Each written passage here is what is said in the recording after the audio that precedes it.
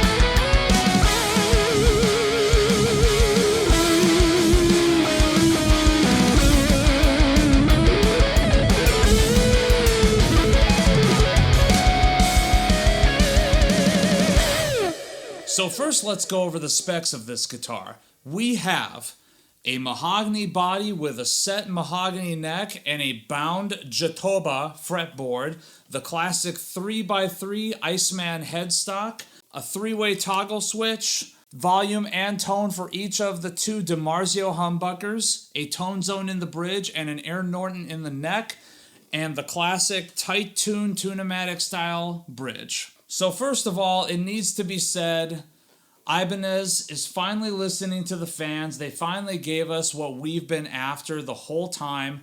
I'll be honest, I've never heard a single person who is a fan of the Iceman say, you know what I really want? I want an Iceman that does not have the 3x3 headstock. I want an Iceman with a reversed inline Ibanez headstock. Oh, and neck through. Oh, and no selector switch up here. And no. I've never heard anyone say anything other than the fact that what we want in an Iceman is a Les Paul style layout. And that's what we finally have here. Two humbuckers, volume and tone for each, set fucking neck the way it's meant to be, Tune-O-Matic style bridge, pickup selector where it's supposed to be. Finally, they gave us what we wanted. So let's talk about the quality of this instrument. So there's definitely some opportunities for this instrument to be improved upon, and there's also some places where this instrument really shines. Let's get the good stuff out of the way. First of all, fretwork is not so bad. The fretwork is honestly pretty okay. A little bit sharp up here, but it's mostly covered by the binding. The playability. This thing is a joy to play on. The shape of the neck feels really good. It's not super thick like a Gibson, but it definitely has that same sort of feel to it. The glossy finish, it is a C shape, but just not as thick as like a Les Paul shape would be, for example. It feels very comfortable up against your body as you're playing it, albeit with my gut, if I'm standing up, I tend to kind of like push the thing over a little bit as I'm picking on it. It just tends to kind of lurch forward ever so slightly. So that's just my own fault. I need to lose some goddamn weight. Besides that, let's get into some of the things that could be improved upon. Looking at the binding of the guitar, there's a lot of tool marks up and down this neck. You can definitely tell an effort was made to sort of round off the fretboard edge to make it even more comfortable, but there's definitely a lot of places where whatever tool they were using was just kind of digging into the board as you were going up and down. It's just kind of like that all over too. It's not localized in any particular spots on the fretboard. It's just, oh, here's some, here's some, here's some. So it's kind of all over. The nut is not as flush as it could be, and that's just a measurement thing. It's nice and perfect on the treble side. On the bass side, it's just sunken in a little bit. Man, just make it a little bit wider and then just file it down or something, whatever you got to do to make that perfectly flush. To some players, they might not find that to be something that is like super stress inducing or affecting your playability at all, but it is one of those things that needs to be talked about when it comes to the build quality of the guitar. Another thing to note too is there's some components here that could be improved upon. This bridge, it's cool. It's definitely something that helps add to the sustain of the instrument. There's lots of parts on here that tend to get loose the longer that you play on the guitar. There's a lot of times that since I've owned this thing, like I've started to hear like a buzzing and it gets super loud, it gets super annoying. It's always this bridge right here. This part right here is loosening up, or this one, or some of the screws or something like that is just loosening up and causing a really horrendous background noise. That's something that needs to be addressed in my opinion. Something else that needs to be addressed, these tuners kind of suck. So not only does this instrument suffer from tuning stability issues, despite the fact that it is very, very heavily marketed on Ibanez's website, that this is supposed to be a very, very stable instrument as far as the tuning goes.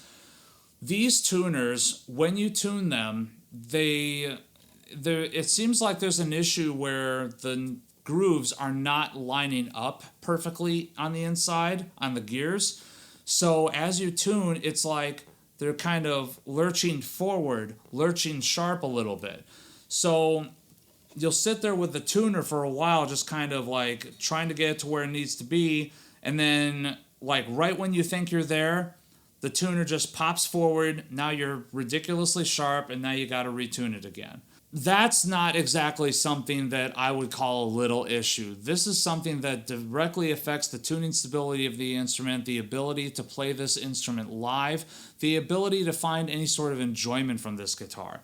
So definitely something that I would recommend if you do decide to purchase this instrument for yourself, upgrade those tuners right away. And Ibanez, if you're watching this video, maybe take a moment to address that for the next go-round. So moving on to how this guitar sounds, that is definitely one of those things where this guitar really, really shines. The Dimarzio pickups combined with a guitar that's practically all mahogany, I mean, it just oozes molten metal mojo. You just really want to unleash all your old school thrash riffs on this thing.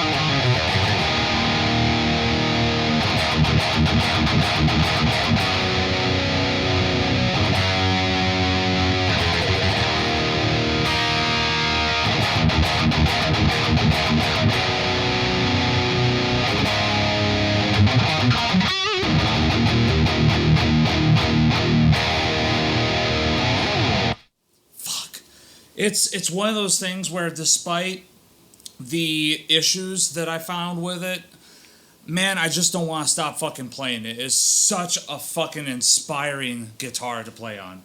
You know, there's nothing really that hinders your playability with the exception of the tuning issue. So if you can get this fucking thing in tune, if you can get it to stay in tune with whatever gauges, whatever tuning you're using, then it's awesome. It sounds fantastic. It's one of those things that inspires you to just keep playing it and keep playing it and keep playing it. But man, do those quality control issues need to be addressed. Okay, so let's try this shit again with regards to the beer, because I did the beer review and then at the very end I was like, man, this really isn't at all tasting like how I thought it would. I'm wondering if I got the varieties wrong. So what I'm drinking today is from 50/50 Brewing Company. For those of you guys that might not be aware, they do this beer that's called Eclipse, which is an imperial stout that they brew with honey that they make in a lot of different varieties, a lot of different flavor profiles, a lot of different methods of aging, so that even though it's essentially the same beer, it all has a slightly different flavor characteristic, and there'll be like something like 20 different varietals every single year. It's crazy. And I've always seen these in various liquor stores for like buku bucks, and they came up for purchase on the Tavor app a few times, so every single time it came up, I picked up a bottle. So I've got a few more varieties down here in the almighty beer fridge, but then I've also broken into a couple already, this being the second one. First one was the BCR, which as it turned out was the 12-year Elijah Craig variety. That one was incredible. This one, it said PB, so I thought it was the peanut butter mallow variety, but I looked it up, and thankfully on 50/50 Brewing's website, they actually have a guide for the wax color that tells you what varietal it is. So this one, with the kind of tangerine color wax, is peach brandy barrel aged. So that much better explains why I was tasting a lot of peach in this thing. So it's very boozy, it's very dark, it's very roasty, it's very strong, and not quite as smooth as the 12-year Elijah Craig variety, but this is still extremely enjoyable. Very, very awesome. I would highly recommend checking out some of the different Eclipse varieties, because, man, so far so good. Very, very good. 2 out of 2, and I think I've still got like another 2 or 3 in the beer fridge. So, but man, this is good. So that's it for me. That's all I've got. Leave your comment in the comment section below. Like this video. Subscribe to this channel. Find me on all various forms of social media. Screen name is always the same, Arnold Plays Guitar. You can also find my new gaming channel, where I am attempting to sort of build up a gaming personality on Twitch and occasionally posting various clips to this gaming channel on YouTube. The gaming channel is called Arnold Playing Games. And yeah, I'll see you in the next video.